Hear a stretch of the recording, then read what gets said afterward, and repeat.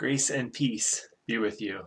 Hi, my name is Mark. I'm the pastor at Sycamore Creek in Potterville. I have a brief thought for you today. My brief thought is from Proverbs chapter 29, verses 17 through 21, as I continue to work my way through Proverbs in my devotions. There are some Proverbs that are here in this section that are about discipline.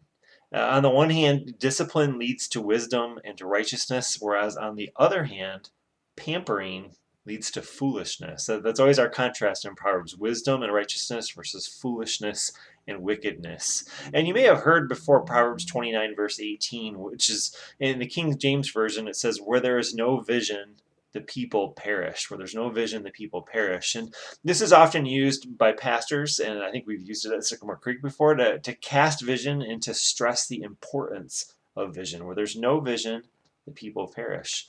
But as I read and studied this verse today, I think this verse is actually less about leadership and it's more about discipline.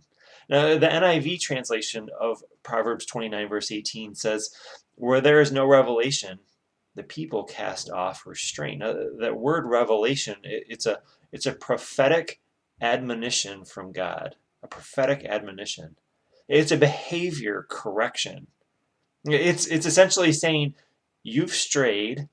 Return to me and return to my ways." And this is what we learn from Proverbs 29, verse 18.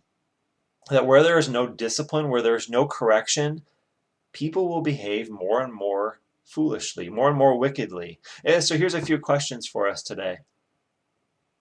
Are you getting away with something where you lack discipline? Are you getting away with something in your life where you lack discipline? Where do you need to confess and turn away from a behavior? May the grace of God and the truth of God convict you and lead you back to God's loving embrace. That's really the point of all admonition, all correction, all discipline, all vision. Return to God. May God's grace and peace be with you.